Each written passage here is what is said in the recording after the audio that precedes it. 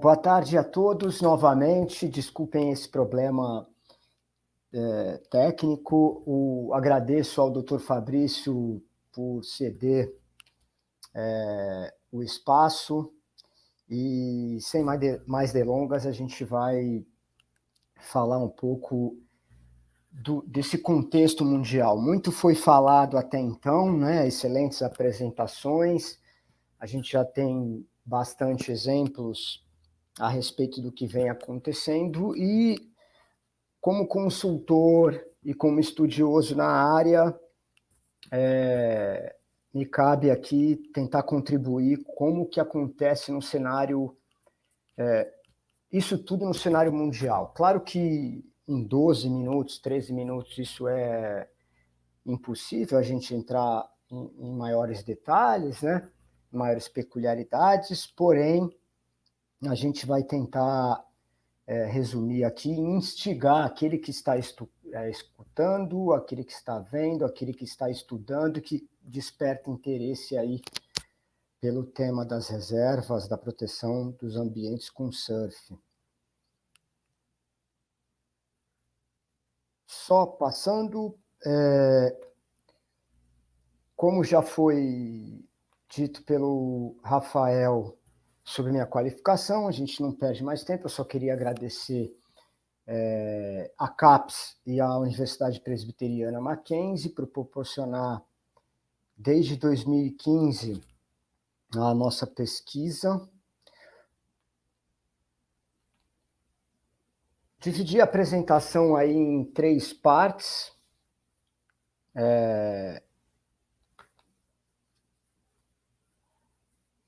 A primeira parte, um resumo sobre o tema. A segunda parte, alguns atores que vêm atuando aí ao redor do planeta acerca da proteção dos ambientes com surf, e uma visão geral do direito e da governança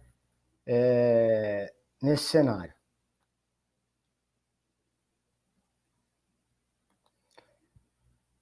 Pois bem, quanto ao primeiro tema, um resumo sobre o tema, essa primeira parte, um resumo sobre o tema, foi muito dito até aqui que o que é uma reserva de surf, o que é um espaço e o porquê que deveríamos estar preocupados aí com a proteção das ondas. Isso é um tema que, academicamente, ele vem sendo discutido desde a década de 90, começa lá nos Estados Unidos, e depois se concretiza principalmente na Austrália e Nova Zelândia. Tanto é que eu tenho um primeiro conceito aí do que são os surf breaks, por um autor que traz que, em resumo, é a interação entre a costa, o ambiente marinho, e com foco na qualidade e na funcionabilidade de cada onda que quebra naquele ambiente. É claro que, quando a gente fala de ecossistemas de surf, como a Save the Waves Coalition tem trouxe recentemente, a Mara nos apresentou aí de forma brilhante, a gente pensa, e o surf onde que aparece dentro desses ecossistemas com ondas, né? Ele aparece como uma atividade, a priori, em primeiro momento, de recreação. Porém, a gente sabe que hoje o surf ele vai muito além disso. Hoje tem inúmeras pessoas que vivem profissionalmente do surf, tem inúmeras pessoas que praticam o surf por lazer, por hobby, por plena diversão, outros que levam como um estilo de vida, outros que levam até como um contato e uma conexão espiritual com a natureza e etc.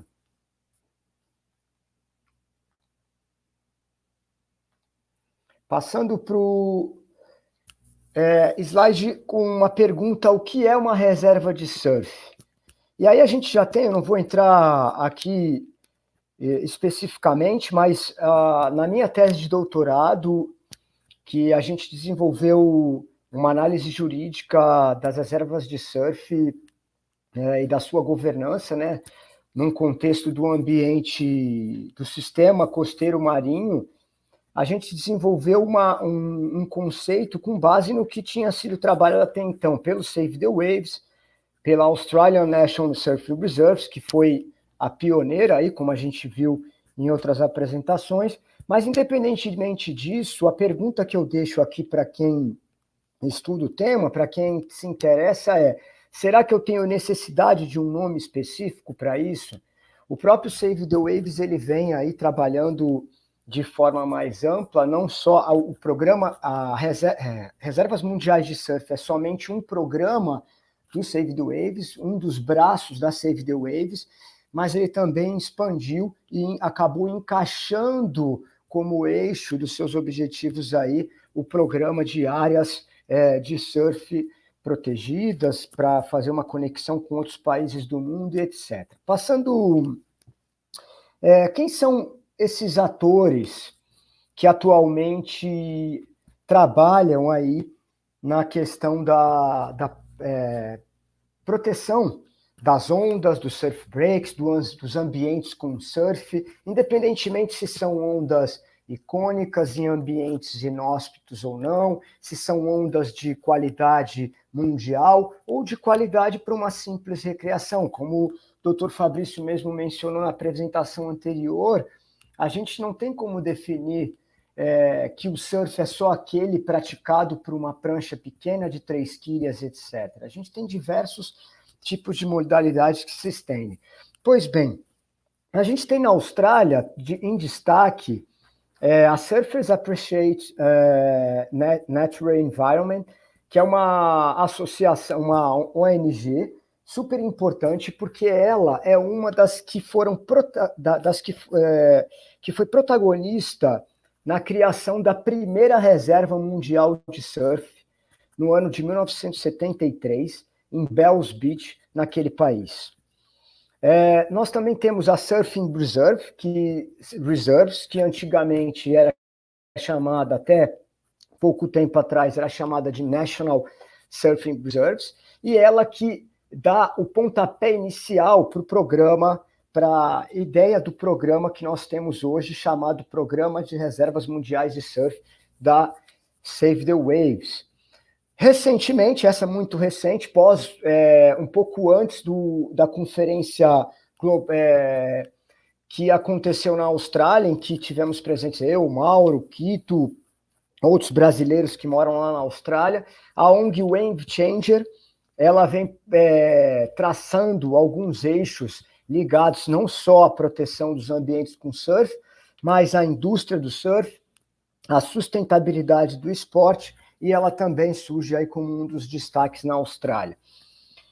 Passando aqui para a nossa América Latina, nós temos o Chile com dois atores super importantes, de papel importantíssimo em todo essa confecção de normas e de instrumentos de governança para a proteção de espaços com surf, sendo eles a Fundação Rompientes e a Fundação Punta Lobos. Em resumo, esses dois atores eles trabalharam para que Punta del Lobos se tornasse uma reserva mundial de surf e também trabalharam para que aquela área fosse comprada em razão de doações que eles angariaram e, consequentemente, eles acabaram utilizando de um instrumento legal, uma servidão legal, reconhecida pela lei chilena, para concretizar esse legal framework, todo esse quadro normativo. Mais recente ainda, a Fundação Rompientes, como a Mara disse há minutos atrás, ela introduziu um programa com o intuito de proteger as ondas dentro de uma área protegida chamada Pedra del Viento, lá no Chile, fazendo uma união entre a comunidade do surf, em razão da importância, da qualidade extrema das ondas naquele lugar, com os pescadores, com a população tradicional daquele lugar, que depende daquele ambiente para a sua sobrevivência. Agora, nos Estados Unidos, nós temos dois dos atores mais atuantes em nível global, sem dúvida. A Save the Waves Coalition e a Surfrider Foundation são aqueles atores que mais vêm atuando no cenário de proteção de ambientes com surf. A Surfrider Foundation dispõe na sua página documentos em que são abertos ao público de uma imensidão de casos de sucesso, de proteção de picos de surf breaks, de espaços dentro de cidades que estavam ali com quaisquer tipos de ameaças, que vale a pena dar uma analisada. A Save the Waves Coalition, ela apresenta 3 programas, como o Trent mostrou, o Reservas Mundiais de Surf, a rede mundial de áreas protegidas de surf e o Surfonomics. E também tem inúmeros casos de sucesso e vem atuando no protagonismo da proteção dos espaços com surf. Na Nova Zelândia, a gente tem a Surf Break Protection Society.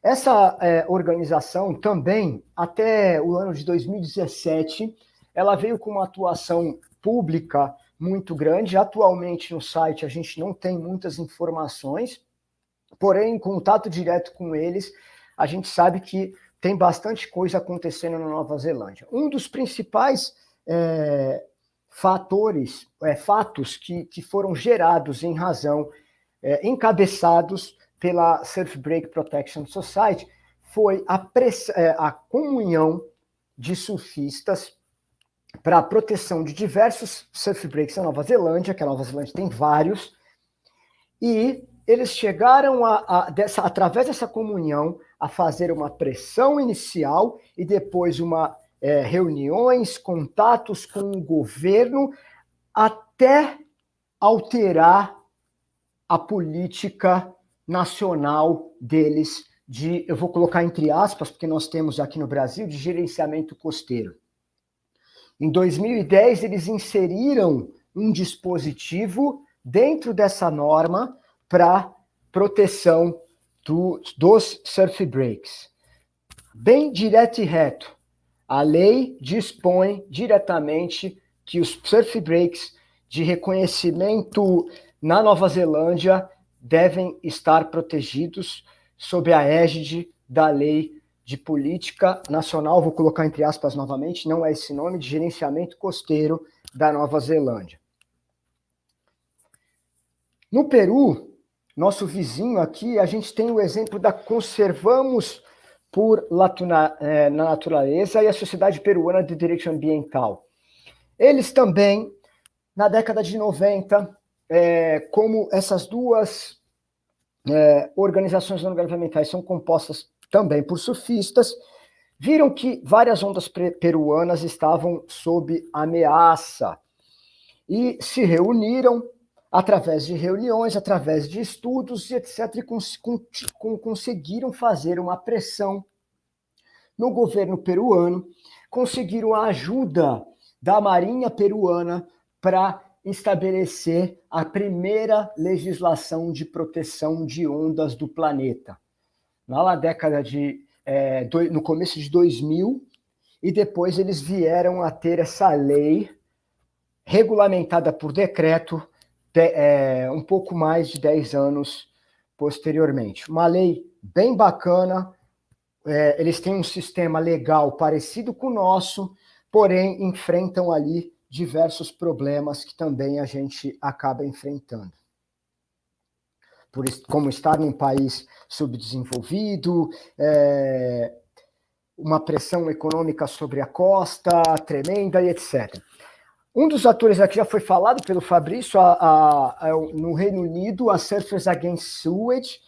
Essa associação, ela vem trabalhando, ela começou com foco na despoluição das águas marinhas no Reino Unido, quando eles entraram de cabeça nisso tudo, as águas estavam ali com uma qualidade, eu vou colocar uma porcentagem aqui bem rasa, de 20%, e eles saíram desse processo com uma vitória com a balneabilidade das praias, de diversos picos que eles trabalharam no Reino Unido, de estar com uma balneabilidade de 93%. Hoje eles atuam na frente da poluição por plástico, até porque um dos projetos do Reino Unido diretamente é combater o lixo por plástico, e continuam ali fazendo esse link entre proteção das ondas e a sua respectiva balneabilidade. Avançando, a gente sai do Reino Unido e vem aqui... só mais um ponto. Por que eu coloquei a bandeira ali, com todo respeito a um símbolo nacional, mas do Brexit? Porque ficou aberto que várias das diretivas ambientais que o Surfers Against Sewage se inspirou para fazer as suas ações eram diretivas europeias. Agora, a gente não sabe como é que vai ficar daqui para frente, se eles terão que continuar com a pressão em cima do governo do Reino Unido para que essas novas diretivas sejam criadas, ou que eles possam trabalhar, mesmo que no plano infralegal, com as diretivas anteriores.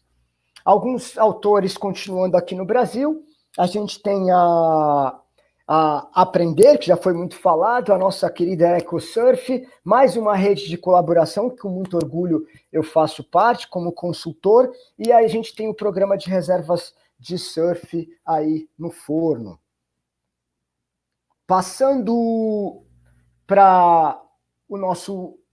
indo para o final, da parte final da nossa apresentação, aqui eu tenho um resumo, como essa apresentação ela vai ficar disponível para todos, um resumo do que nós temos de ordenamento legal e de peças de governança, instrumentos de governança ao redor do planeta. A Austrália ela tem um reconhecimento legal desde Bells, com uma lei um pouco enfraquecida contra a sua efetividade, mas tem o reconhecimento legal, e outros estatutos jurídicos também. Na parte da governança já falamos dos atores. A Nova Zelândia com o New Zealand Coastal Policy Statement de 2010, que eu também falei. O Peru com a chamada Lei de Preservação de las Ambientes Apropriadas à Prática Desportiva, de 2000, com o Decreto Supremo regulamentando em 2013. E a Save the Waves Coalition, assim como o Trent muito bem apresentou, com seus programas aí atuantes nesse segmento. Passando aí para o nosso próximo slide, muitos foram os problemas que foram apontados aqui. A gente acaba apontando mais alguns. Por que a gente protege ondas? Porque nós temos conflitos de múltiplos usos, com marinas, com piers, com quebra-mares, com aeroportos, com a urbanização, com a poluição, com o próprio acesso à praia e etc. Esse é um exemplo que o Save the Waves ainda está em campanha, interessante, que é de um resort que era de propriedade do ex-presidente americano, lá na Irlanda, em que ele, todo mundo sabe que ele era um ferrenho negacionista da questão das mudanças climáticas, e ele tinha esse resort na Irlanda, e com o avanço das águas, ele quis criar um breakwall, que é um portão, eu posso colocar um muro para a contenção do avanço do mar e das ondas que nos dias de swell ocorriam ali. E pasmem, senhores e senhoras, o fundamento que a empresa do Trump usou para poder instalar esse muro foi exatamente a questão das mudanças climáticas. Estamos ameaçados no nosso resort porque é notório que as mudanças climáticas estão afetando o mundo inteiro. Um argumento totalmente contraditório, todos sabemos aí um pouco da opinião do ex-presidente. Os benefícios que nós podemos trazer também foi dito aqui por alguns, os surfonômicos, que vai trabalhar com a possibilidade de fomentar uma economia criativa, uma economia circular, o engajamento social na proteção do sistema costeiro marinho e da cultura local relacionada aí ao surf. E o Brasil, como exemplo, qual é o potencial que o Brasil tem para instalar essas novas ferramentas de proteção, essas novas áreas de proteção. A gente fez uma pesquisa em 2016, eu, a minha orientadora, Solange Teles da Silva, e a Carolina Dutra, que apresentamos uma tabela, vou deixar à disposição também o link para vocês, e o fato negativo que nós encontramos foi que somente até então, aquele tempo, somente uma das associações que tinham relação com o surf, e bem indireta, porque era uma associação de kitesurf, lá no Nordeste, que tinha a participação, permitia a participação efetiva nas reuniões daquela unidade de conservação. Dispunha de um assento para uma associação de surf. Hoje nós temos aí, como exemplo, a Guarda do Embaú, como primeira reserva mundial de surf, e a Guarda do Embaú possui um assento efetivo no Conselho da Área de Preservação Ambiental da Baleia Franca no Sul. Isso, parabéns à Guarda, parabéns a todos os envolvidos, foi um grande feito, pois foi-se dado aí um pontapé inicial para que outras associações, para que outros atores ao redor do Brasil comecem a se interessar em buscar a participação em conselhos de unidades de conservação no país. Passando aqui sobre o potencial brasileiro, já foi dito também bastante, a gente traz algumas ondas, a Guarda do Embaú, a famosa e conhecida onda de regência, que foi vítima de um crime ambiental, de um acidente de barragens, muito longe dela, e até hoje a gente não sabe o quão os impactos negativos foram ali naquela área. A gente tem a praia, entre outros picos, Praia do Cepilho, Itamambuca, no litoral de São Paulo, com potencial imenso para se tornar uma reserva mundial e nacional de surf, entre outros. Dentro de outros esportes, a gente tem um Nordeste brasileiro, um Norte-Nordeste brasileiro com um potencial tremendo para áreas de kitesurf e esportes que dependem do vento, que ali muitos consideram como a Indonésia dos esportes que necessitam do vento. Passando para o potencial estadual e municipal, a gente tem aí alguns lugares específicos, como Guarujá, a Praia Branca, a própria Praia do Tombo, onde eu moro atualmente, a Prainha no Rio de Janeiro, Saquarema, Praia do Francês em Alagoas, entre outros diversos picos com potencial e características que atendem aqueles critérios, sendo eles os da Save the Waves, da National Surfing Reserves, ou mesmo aqueles que estão sendo criados aí, pelo que o Chico vai falar, o Dr. Francisco vai falar na próxima apresentação. Pois bem, passando para o último slide, as considerações finais. A gente tem um foco na proteção dos surf breaks, ondas e seus respectivos ambientes, como um assunto muito novo. E o lado positivo disso é que há um campo de exploração imenso para a gente trabalhar.